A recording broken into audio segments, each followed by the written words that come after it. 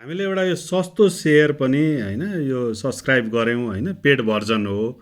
त्यो गर्दाखेरि धेरै कुराहरूको एनालाइसिस गर्न चाहिँ सजिलो हुन्छ त्यसमध्ये पनि आज हामीले डिटेल्स एउटा नेट अकुमुलेसन र नेट डिस्ट्रिब्युसन है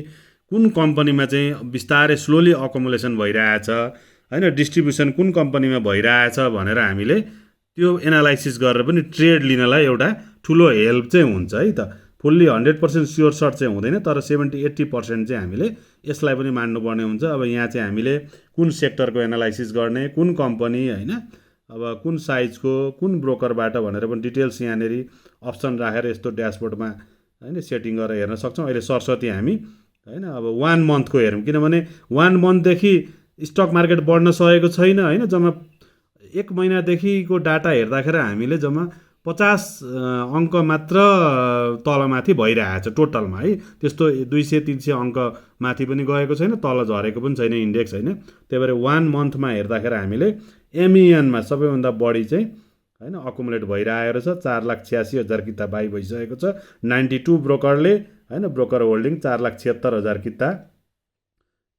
4,86,000 मा 10,000 किता मात्र सेल गरेको छ सबै होल्ड भएको छ है अब यसमा हेर्दाखेरि 604 रुपियाँको एभरेज प्राइसमा चाहिँ होल्ड गरेको देखिन्छ है यसमा होइन त्यस्तै अर्को आरएसएमएललाई हेरौँ होइन आरएसएमएल आयो सेकेन्डमा आरएसएमएललाई गर्दाखेरि 77 नम्बर ब्रोकरले 3,92,000 किता चाहिँ यसले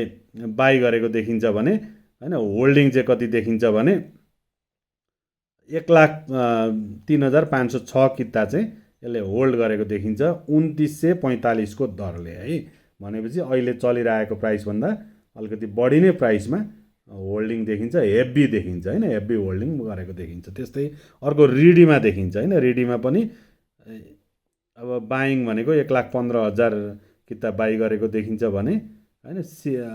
11,58,000 किता बाई गरेको देखिन्छ भने 5,62,000 किता सेल गरेको देखिन्छ भनेपछि 5,96,000 किता यति धेरै होल्ड गरेको देखिन्छ रिडीमा 77 ब्रोकरले कतिमा होल्ड गर्यो भन्दाखेरि यसको एभरेज प्राइस भनेको 377 रुपियाँमा यसको होल्ड गरेको देखिन्छ यसले त्यस्तै अर्को छ इबिएल एभरेस्ट ब्याङ्क लिमिटेडलाई पनि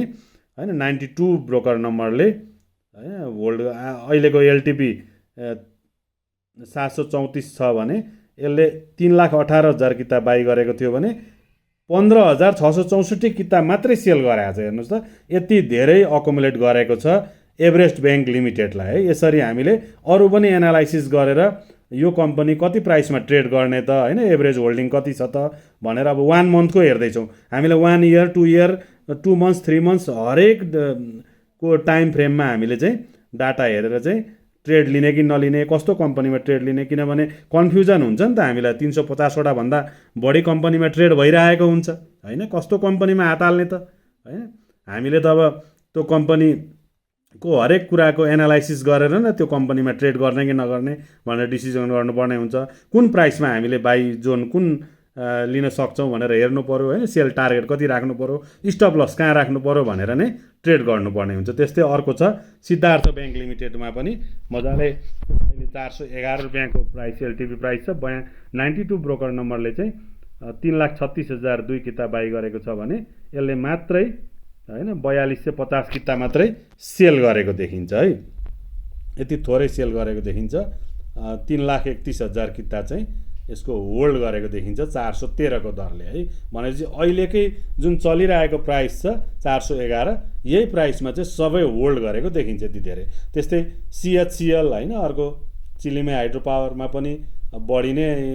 बाई गरेको देखिन्छ 92 ले धेरै नै होल्ड गरेको यसरी डिटेल्स जान सकिन्छ भिडियो धेरै लामो हुन्छ साथीहरूले पनि यो सस्तो सेयरको एउटा पेड भर्जन लिएर चाहिँ विभिन्न एनालाइसिसहरू गरेर पनि स्टक मार्केटमा चाहिँ ट्रेड गर्नलाई एउटा ठुलो हेल्प हुन्छ है त्यसै पनि हावाको तालमा हामीले कुनै पनि कम्पनीमा ट्रेडहरू गर्नु हुँदैन विभिन्न एनालाइसिसहरू गरेर ट्रेड गर्दाखेरि चाहिँ स्टक मार्केटमा लस हुन फस्न सक्ने सम्भावना चाहिँ कम नै हुन्छ है त साथीहरूलाई